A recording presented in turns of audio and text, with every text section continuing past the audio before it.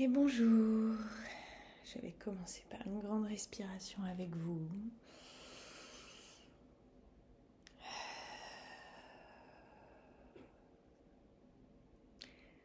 Je voulais revenir avec vous aujourd'hui de ce thème du stress. Et en fait, ça perd un petit peu de son sens à force de l'utiliser comme tous les mots au quotidien. Et donc je voulais revenir sur ce concept. Pour moi, c'est pas seulement un sujet je me sens stressée ou je me sens pas stressée. C'est vraiment cet état dont je vous parlais dans la première et la deuxième vidéo, dans plein de ces vidéos. C'est l'état physiologique du système nerveux, l'état sympathique du système nerveux, qui est en état de stress. Donc c'est des réactions biologiques, c'est des réponses biologiques, physiologiques, des messages qui sont envoyés aux organes, des hormones qui sont envoyées dans le corps, dans le système cardiovasculaire, dans le système digestif, des réactions très spécifiques parce que le corps a comme message qu'il est dans un état d'urgence, de survie.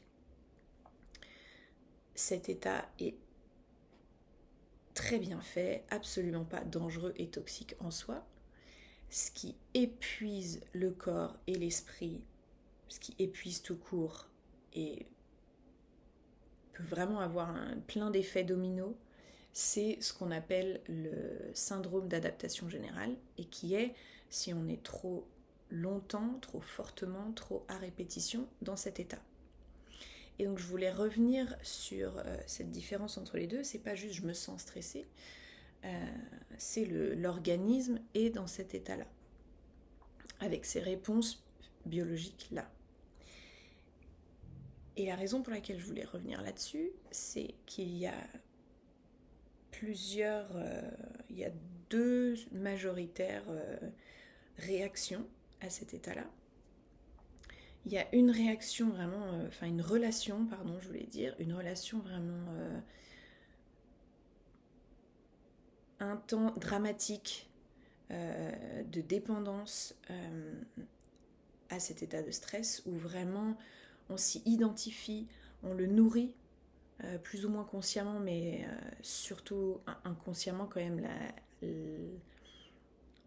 on le nourrit particulièrement fortement et constamment, inconsciemment, avec plein de petites choses quand on a une relation dramatique à cet état de stress. On s'identifie pleinement, euh, on le normalise, on s'y accroche sans s'en rendre compte ou on ne se rend pas compte à quel point on s'y accroche.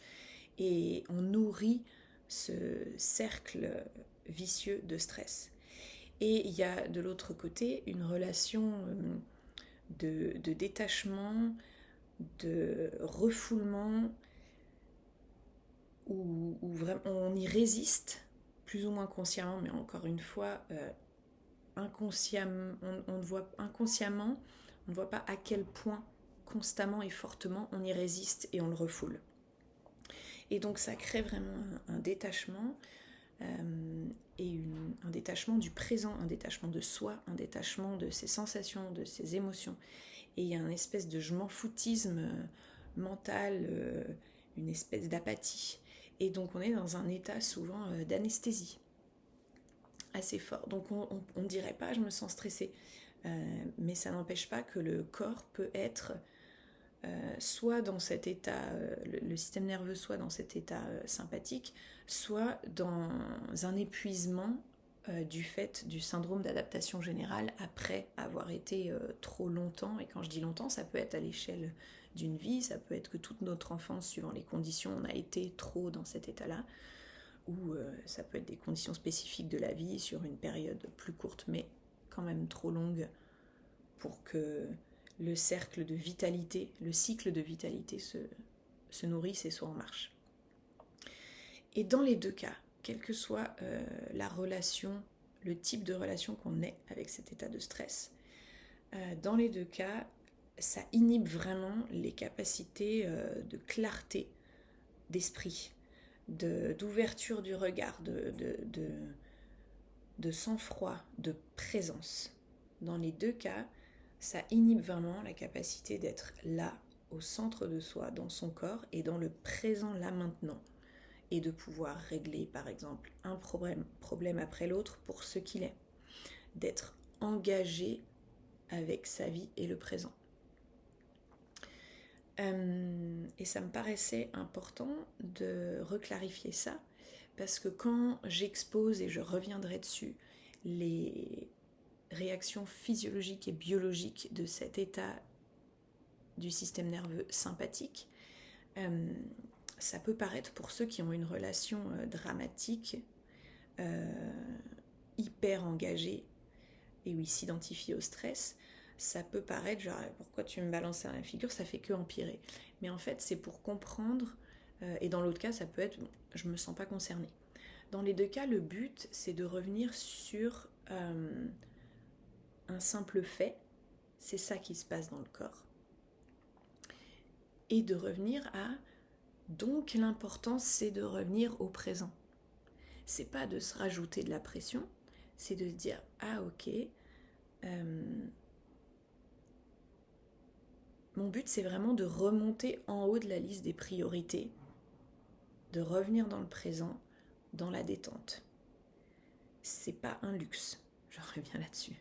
C'est quand on est en mode survie de manière chronique, il est urgent de revenir dans le présent et de se détendre et d'écouter son corps, ses sensations et ses émotions.